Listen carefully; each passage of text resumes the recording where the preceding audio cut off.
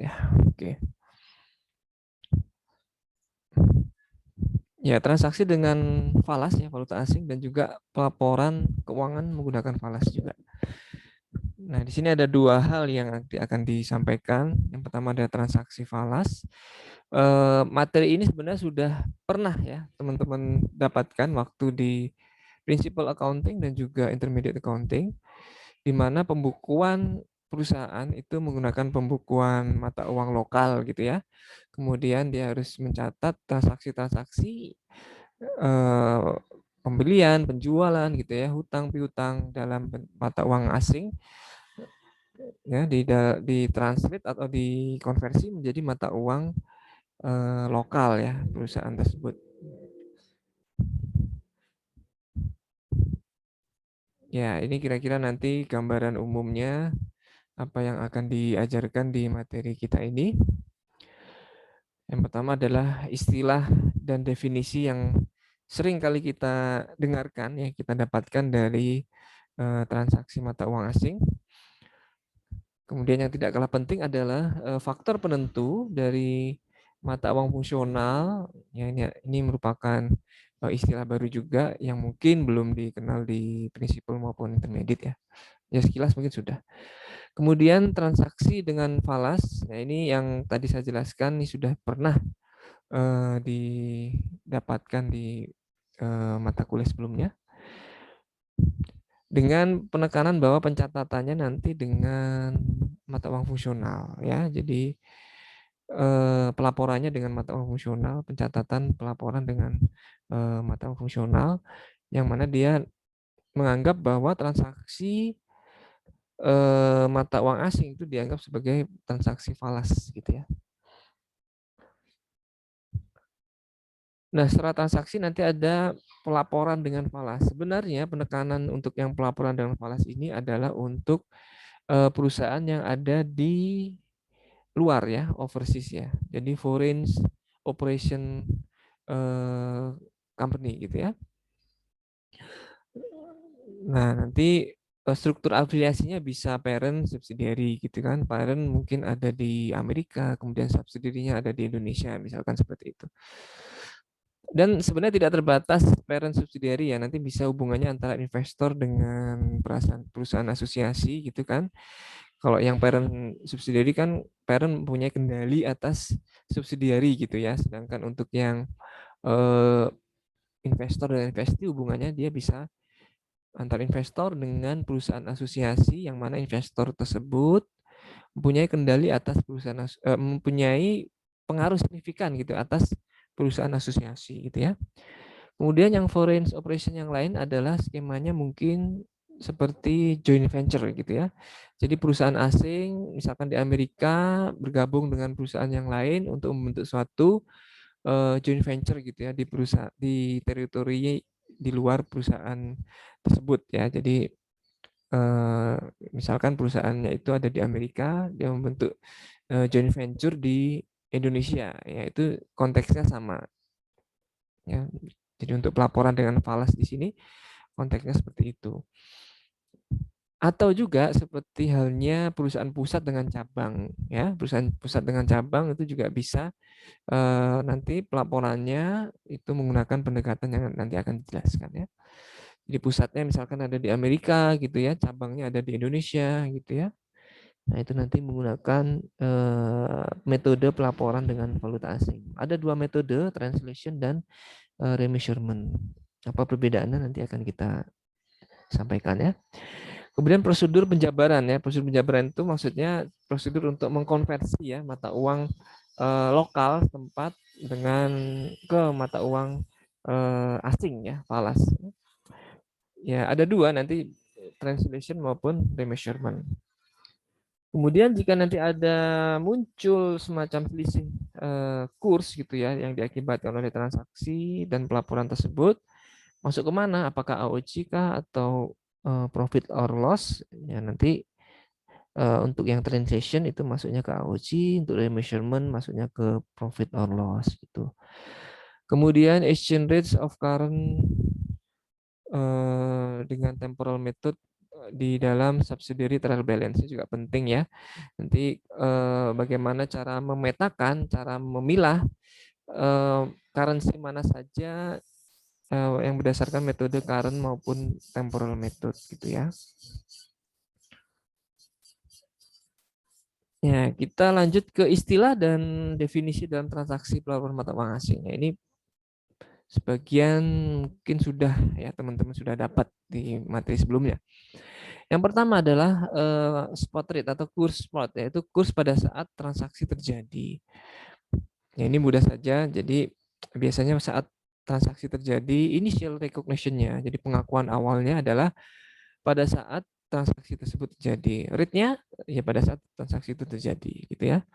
Jadi kalau rate-nya pada saat transaksi terjadi disebut dengan spot rate. Kemudian ada current rate.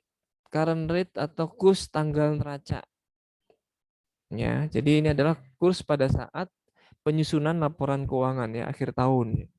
Ya, akhir tutup buku. Nah, berapakah rate-nya pada saat tutup buku? Nah, itu disebut dengan kurs pada saat tanggal neraca atau current rate. Biasa disebut dengan current rate. Atau closing rate sama saja ya. Kemudian ada historical rate atau kurs historis, yaitu kurs yang berlaku saat transaksi tersebut terjadi di masa lalu. Jadi historical rate maksudnya adalah berapa kurs pada saat transaksi tersebut terjadi di masa lalu gitu ya. Jadi spot rate di masa lalu itu berapa gitu ya.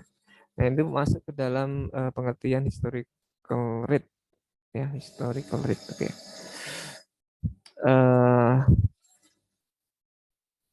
Secara umum untuk yang tadi kalau ada istilah current date, kemudian ada istilah remeasurement, gitu ya, translation, remeasurement, nah nanti akan mengacu pada ini ya. Untuk yang apa tadi translation itu mengacunya ke current rate, sedangkan yang temporal method atau remeasurement method itu mengacunya nanti ke historical rate ya, secara umum seperti itu. Walaupun nanti tergantung dari pos-pos di dalam akun-akun real dan nominal di dalam neraca ya.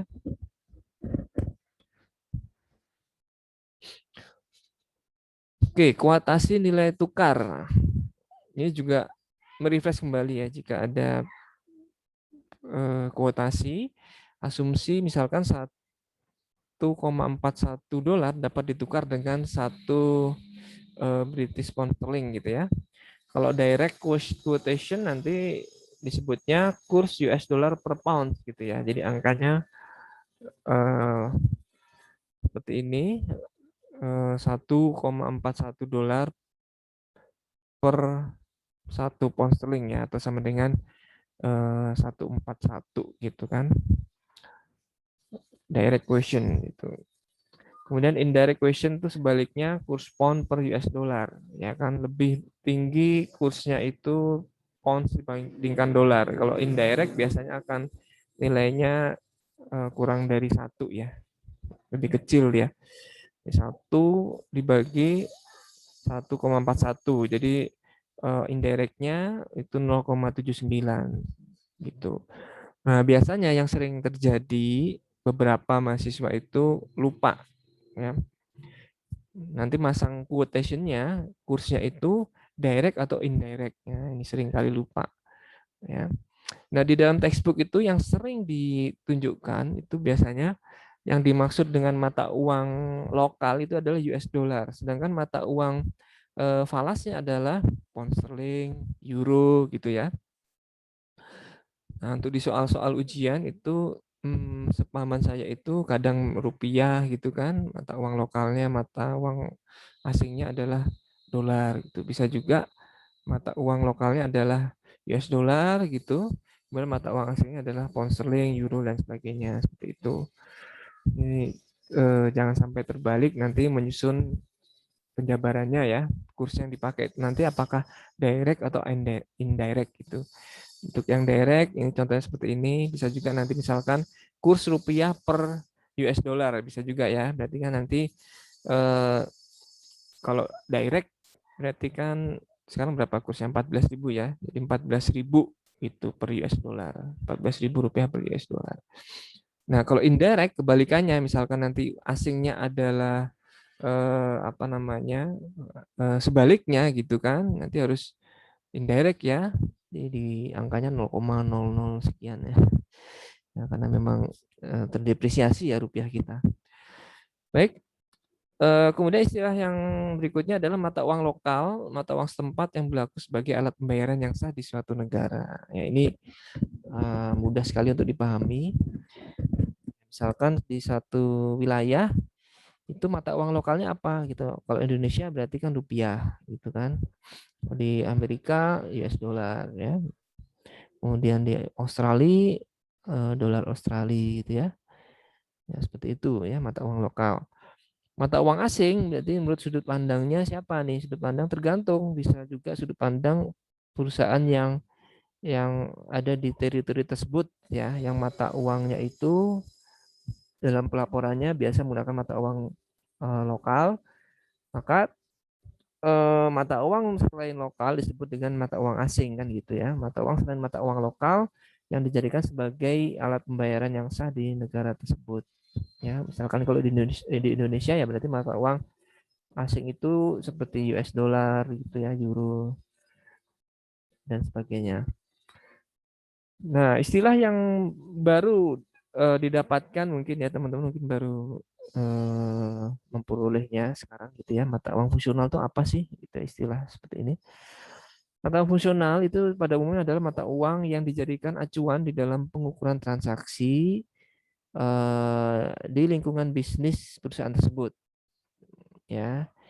Jadi disebut juga sebagai apa namanya mata uang acuan ya di lingkungan bisnis perusahaan tersebut ya. Ya contohnya apa? Contohnya adalah kalau ada perusahaan asing yang ada di Indonesia, kemudian dia di dalam pencatatan operasionalnya gitu ya, pembukuannya, kemudian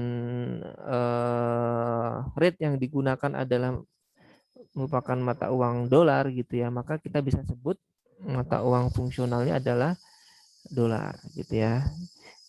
Anggap saja PMA nih perusahaan perusahaan apa modal asing ya.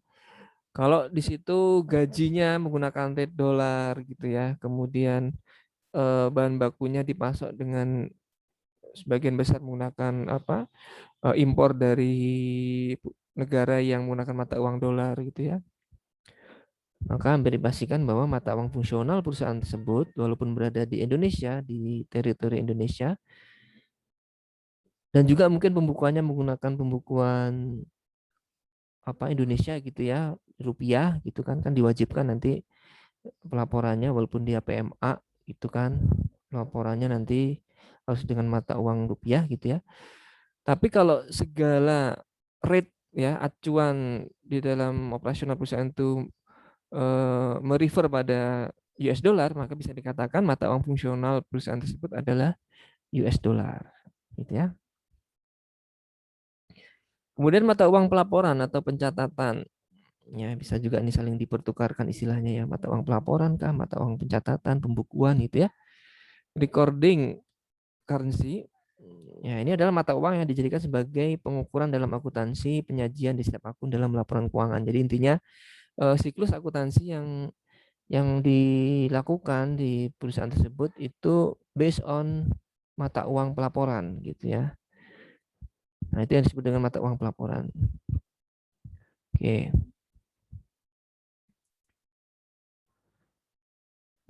Nah, kemudian ada foreign operation atau kegiatan usaha di luar negeri nih ya.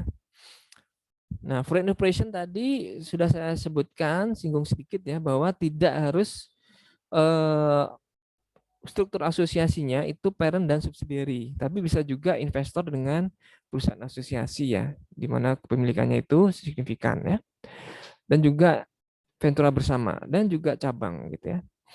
Jadi kalau disebutkan foreign operation ya kemungkinannya empat ini ya, entitas anak, entitas asosiasi, ventura bersama atau cabang yang berada di teritoria di luar ya, di luar negeri gitu. Jadi overseas gitu ya, asing sana gitu kan. Tuh, misalkan anak perusahaannya di Indonesia, kemudian parentnya ada di Amerika, maka disebut bahwa subsidiary yang di Indonesia disebut sebagai foreign operation, ya. Begitu juga misalkan pusat dengan cabang, pusatnya di Amerika, kantor cabangnya di Indonesia, kita sebut bahwa menurut sudut pandang parent, sudut pandang pusat, ya, eh, cabang yang ada di Indonesia adalah foreign operation. Nah, nanti cara menyajikannya, laporannya seperti apa, ya, menggunakan metode yang disebutkan di dalam PSAK 10 ini, ya. Jadi nanti perlu dijabarkan dalam mata uang, dari mata uang asing ke mata uang pelaporannya si pusat kah gitu kah, si induk kah, investor kah gitu kan. Jadi gunakan nanti perspektif entitas pelapor atau induk, ya. Nah, tadi saya jelaskan bahwa ada sedikit perlu penekanan, ya, bahwa ada transaksi apa namanya dengan falas, ada pelaporan dengan falas. Ya. Untuk transaksi dengan falas ini biasanya stand alone, ya. Jadi perusahaan itu berdiri sendiri, kemudian bagaimana dia mencatat transaksi valuta asing, ya. Kemudian yang pelaporan dengan falas itu selalu diasosiasikan itu dengan foreign operation. Bagaimana menggabungkan laporan-laporan foreign operation, yaitu perusahaan-perusahaan di luar negeri, ke dalam laporan keuangan di dalam negeri gitu, ya, sebagai pusat, sebagai parent gitu, ya, sebagai apa, headquarter dan istilah yang semacamnya gitu, ya. Jadi ini sudut pandangnya adalah untuk yang pelaporan dengan falas itu adalah sudut pandang, kalau untuk yang parent dan subsidiary adalah sudut pandang parent gitu, ya. Oke, termasuk di sini juga, ya, mata uang pelaporan, ya, biasanya adalah istilah untuk si parent, ya. Jadi mata uang pelaporan parent itu apa gitu, ya. Secara umum, ya, tapi nanti secara case by case mata uang pelaporan juga bisa digunakan dalam konteks perusahaan subsidiary juga gitu, ya, dan yang stand alone.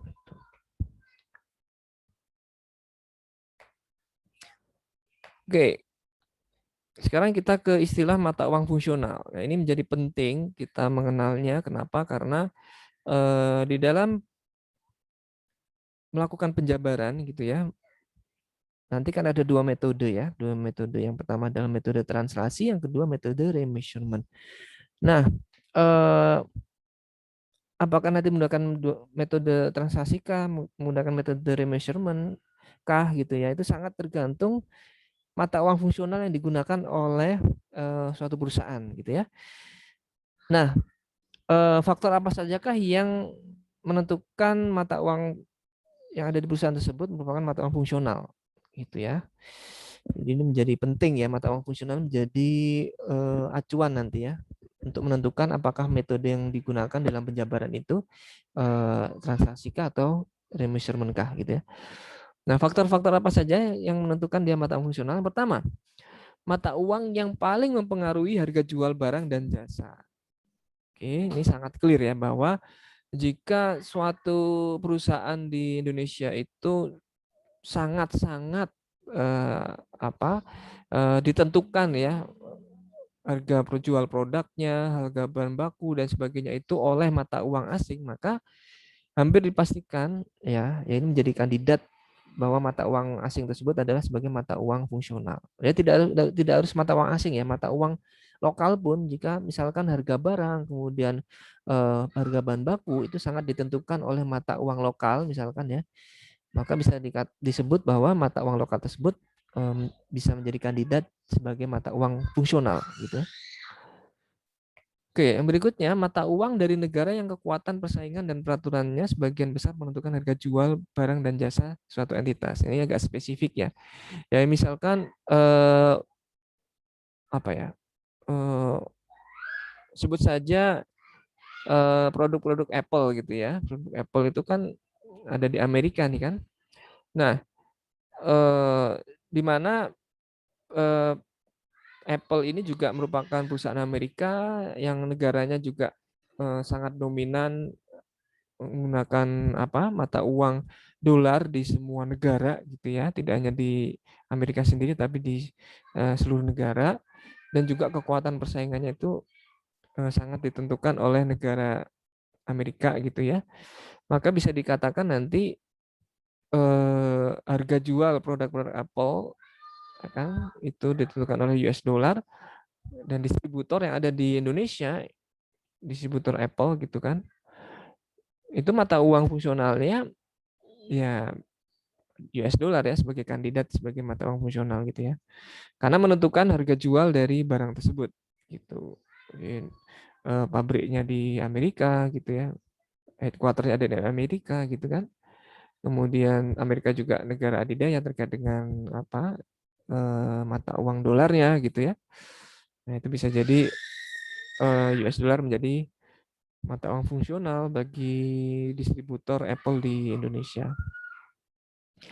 Kemudian mata uang yang paling mempengaruhi biaya tenaga kerja, bahan baku, dan biaya lain dari pengadaan barang dan atau jasa ya. Jadi ini juga bisa tergambarkan ya dari kalimat ini bahwa jika misalnya biaya tenaga kerja gitu kan, kemudian bahan baku, biaya lain itu menggunakan rupiah gitu ya. Di sini misalkan pabrik pabrik contohnya pabrik Apple misalkan ya ada di Tasikmalaya misalkan ya, Sukabumi misalkan ya. Nah, itu kan tenaga kerjanya mungkin ya itu didominasi oleh tenaga kerja Indonesia gitu kan. Bahan bakunya kalau sudah punya Silicon Valley gitu kan, itu kan semuanya disiapkan di Indonesia gitu kan, dan biaya lain-lainnya. Nah, itu bisa juga rupiah di sini bisa menjadi mata uang fungsional gitu. Atau contoh realnya misalkan kalau Apple itu kan Foxconn ya ada di Cina ya, ada di Cina, ada di Tiongkok, maka biaya tenaga kerja, bahan baku, dan biaya lain Foxconn itu biasanya menggunakan mata uang fungsional renminbi ya kalau kalau di Cina ya. Nah, itu bisa seperti itu. Ya, kemudian ada juga mata uang mana yang dana dari aktivitas pendanaan itu didapatkan ya, dominasinya itu di pendanaan itu menggunakan mata uang apa gitu ya. Jadi contohnya adalah apabila penerbitan utang obligasi itu menggunakan mata uang selain mata uang lokal, maka didominasi ya. Jadi pengertian didominasi ya dengan instrumen utang dengan mata uang asing, misalkan US dollar walaupun itu di Indonesia perusahaan tersebut. Maka bisa juga US dollar ini sebagai kandidat nih mata uang asingnya gitu ya, sebagai kandidat dari mata uang fungsional gitu ya. Tidak hanya di instrumen utang, bisa juga instrumen ekuitas ya. Nah, contohnya PMA di Indonesia. Jadi PMA di Indonesia itu ternyata kan nggak semuanya go public ya. Jadi walaupun ekuitasnya itu, walaupun sahamnya itu apa didominasi oleh asing ya, dia tidak go public kalau PMA gitu ya. PMA tertentu ya. Nah, kalau seperti itu maka PMA-nya bisa diduga bahwa eh, mata uang fungsionalnya itu menggunakan mata uang selain rupiah ya. Ya, kecuali untuk PMA yang sudah go public di Indonesia, itu kan nyampur di situ kan. Tergantung nanti komposisinya ya, lebih didominasi oleh mata uang asing atau mata uang rupiah gitu ya. Ya, catatannya lah tidak semua PMA di Indonesia ini go public ya, ada yang nggak go public. Ya, faktanya seperti itu. Kemudian mata uang di mana penerimaan dari aktivitas operasional pada umumnya ditahan. Jadi maksudnya kalau ada profit, ada gain gitu kan, ada keuntungan, itu nanti di retain, ditahan labanya itu dalam mata uang apa nih gitu ya. Ya kan? Ditahan atau dicatatnya sebagai mata uang apa nih gitu kan. Kalau mata uang rupiah berarti rupiah gitu kan. Kalau mata uangnya dolar, berarti mata uang fungsionalnya adalah dolar gitu. Jadi gitu ya. Di sini adalah penjelasan dari faktor-faktor yang menentukan mata uang fungsional. Jadi nanti akuntan punya tugas khusus sebenarnya nanti untuk melakukan assessment ya, apakah mata uang fungsionalnya itu rupiah kah, US dollar kah, dan seterusnya. Ya secara umum adalah mata uang fungsional merupakan eh, mata uang entitas yang mana lingkungan bisnis utamanya itu menggunakan mata uang tersebut, gitu ya. Ya, misalkan untuk operating activities dan juga financing activities. Untuk yang operating tadi udah jelaskan untuk harga jual, kemudian harga bahan baku ya, input price ya, labor cost ya, itu menggunakan apa tuh. Kemudian financing activities ya, bisa dari loans, instrumen. Jadi misalkan obligasinya didominasi oleh mata uang asing ya, mungkin mata uang asing tersebut bisa dijadikan sebagai mata uang fungsional. Kemudian ada equity instrumen ya yang diterbitkan itu apakah menggunakan mata uang asing kah, mata uang lokal gitu ya. Ya tergantung ya, kalau yang diterbitkan itu adalah menggunakan mata uang lokal, berarti mata uang fungsionalnya adalah mata uang lokal. Kalau mata uang asing berarti mata uang fungsionalnya adalah asing gitu ya. Jadi pada dasarnya penentuan mata uang fungsional ini menjadi kritikal ya di dalam nanti menuju langkah selanjutnya, yaitu penjabaran laporan keuangan ke dalam mata uang pelaporan ya. Di mata uang fungsional adalah kunci gitu ya. Oke.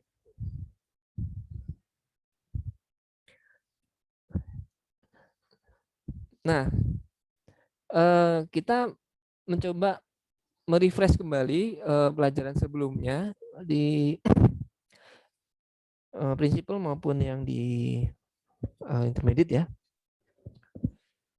Untuk transaksi valuta asing, ya, di mana pencatatannya, pelaporannya itu dengan menggunakan mata uang fungsional gitu ya. Asumsi mata uang fungsionalnya di sini adalah mata uang lokal.